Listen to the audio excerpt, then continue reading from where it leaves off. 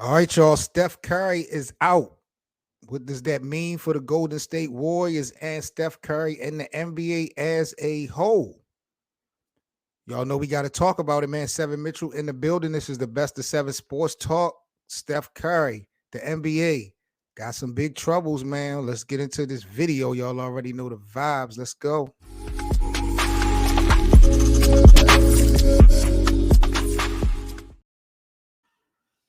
Oh man, I'm looking at the breaking news that's going down in the NBA right now. You know, Steph Curry had got injured. He had that, what was it, a ankle injury, some left leg injury. He's expected to be out for a couple weeks, and more than likely, he's going to actually miss this NBA All-Star game. Steph Curry is down and out for a few weeks.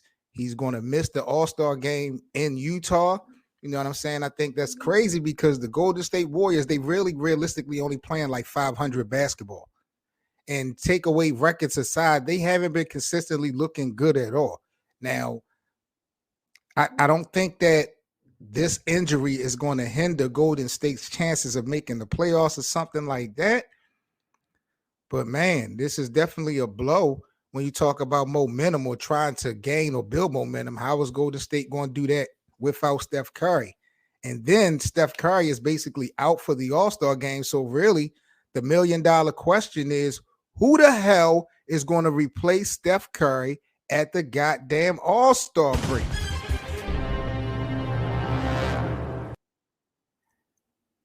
Pretty much at the end of the day, man, we're going to talk about who we feel is going to replace Steph Curry in the All-Star game. Salute to my brother Anthony in the building. Make sure you guys, man, enjoy daily NBA content. Make sure that y'all smash that like button. Subscribe to the channel if you're new.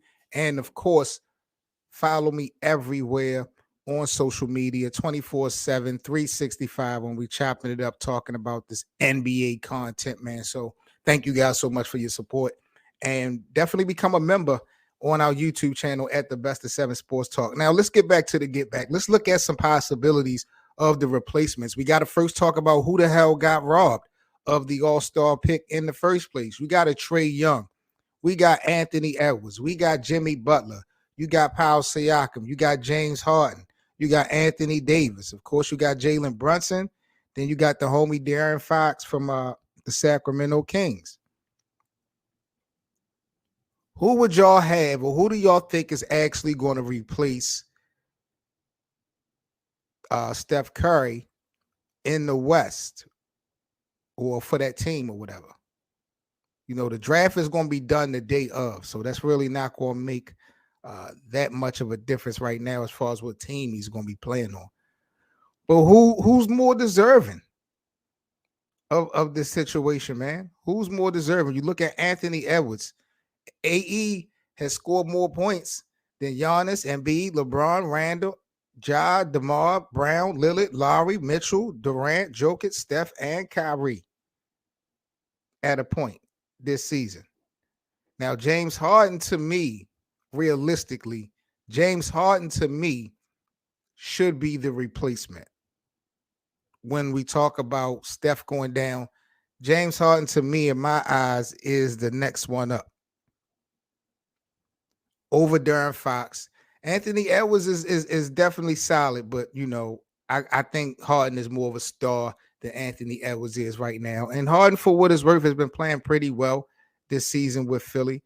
Anthony Davis, you know, when we see AD, he's very productive, but AD has not been consistent enough. I don't even know why Anthony Davis is even in the conversation, you know, to be technical. Kawhi Leonard, the same way. If Kawhi plays, Kawhi's an all-star, but has Kawhi been consistent? Like, that's just the bottom line. I don't think Kawhi should be able to replace Steph Curry.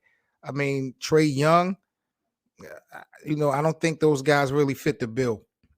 I think James Harden does a better job, or James Harden fits the bill to replace Steph Curry. But honestly, I was feeling like the disrespect that James Harden was feeling from not getting picked in the All-Star game, period, was going to be motivation for him that was going to be needed for Philly. I'm looking at skill set. James Harden got it all. One point, he was notarized as one of the most dangerous offensive guys in the game, but he always come up short. So James Harden need to find some type of motivation, to really get over the hump. And being snubbed from the All-Star game, I thought probably was going to do it. Then you take in consideration Joel Embiid, what he's going through. I feel like he's being motivated, being robbed of the MVP last year from from Jokic. He's in second place now, so he could get robbed again. Who knows? So those guys in Philly individually got some motivation in front of them that could help their team once we get into April and May, possibly June, if Philly can get that far. So me personally, I thought it was good that James Harden didn't get selected because he needed some type of drive, some type of motivation. But now that Steph Curry is out, when you look at the landscape of who's available, I don't know how you don't go with James Harden. Either James Harden or Anthony Edwards, to be honest with you. But between the two, I would go with James Harden because he's done his job and Philly is playing better than Minnesota at the end of the day. But Anthony Edwards is definitely one of those guys who's deserving of it. And he, in the future will definitely be an all-star.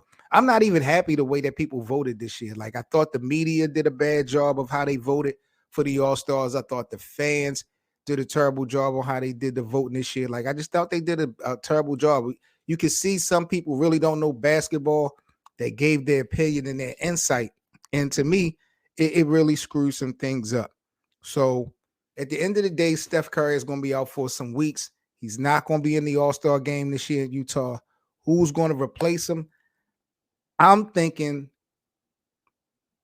James Harden. James Harden or Anthony Edwards. But if I got to pick between the two, I'm going with Harden. I'm sorry.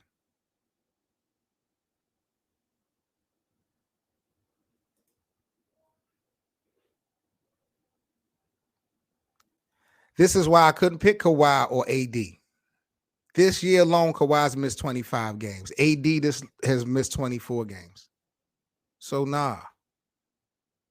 I'm not jacking neither one of them. James Harden has been available. So, why not give James Harden the nod? But James might not even want it. What if James don't want to be a replacement? What if he feel like, I ain't jacking that? I still think that's motivation. If he turned down the opportunity, then he felt some type of way about not being picked. So I think he going, use that fuel to his advantage when we get into the second half of the season. So we'll see how this thing play out. But I just had to come to y'all real quick and give y'all the breaking news about Steph Curry. He is down and he is out for the next couple of weeks with this left leg injury that he just suffered. And he is definitely not going to be participating in this year's NBA All-Star game. So get well to Steph. It's going to hurt the Warriors, no doubt about it, but I don't think it's going to end any opportunities or chances of them, making or not making it. So we'll see how that play out. Zion, yeah, I think they forced that Zion pick. I think they forced that. That's why I said I'm disappointed in the media and the fans. They just didn't do a good job. This was a popularity contest when it comes to certain picks, man. Let's just be honest. Jalen Brunson, what he's done for the Knicks, and the Knicks are actually winning. It ain't like Jalen Brunson came over from Dallas and was doing good individually, but the Knicks wasn't winning. The Knicks are fucking winning. So how does Jalen Brunson not get the nod for an all-star? So I would like to see them switch things up. I'm all for fan participation and all that stuff, but if you don't know what you're talking about, I don't really care so much that you involve in the fans. If the fans don't know shit, don't hurt the game. Don't hurt the game just because you want to include people and make them feel a part of the league or a part of what's going on. Don't sacrifice the quality of what we got in front of us just because you got the internet clowns wanting to, get in where they fit in. I'm not jacking that. And then you got the media, you got the media, pushing their own storylines and narratives. I was shocked when Kyrie Irving was selected. I almost fell off of my chair when Kyrie got selected. Not that he didn't deserve it, but I was just thinking to myself, who the hell is going to vote for Kyrie this season? He's been the villain. You know what I'm saying? I think they need to lead this thing back up to the players. Just like Anthony just said, the players should have the majority of the voting power on that. Absolutely, bro.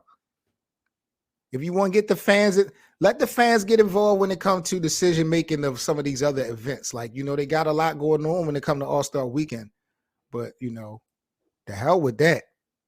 The hell with that. We already get a game that don't have no defense until the fourth quarter. You know what I'm saying? So we already know what it's going to be when it comes to the actual quality of the game. But don't be manipulating people's opportunities and chances to be an all-star because you're your favorites and all that corny stuff. I'm not jacking that. So we'll see how this thing play out with Steph Curry, man. Make sure you guys smash that like button. Subscribe to the channel if you're new. I am out of here. I'll catch you guys later. Peace. All right, man. I want to thank you guys for listening into another episode of the Best of 7 Sports Talk. I'm Seven Mitchell, man. Make sure you follow the show to be sure to be notified about the next episode. Also, I'll put the Linktree link in the description so you can follow us on social media as well as donate and contribute to our platform. See you guys again on the next episode. Peace.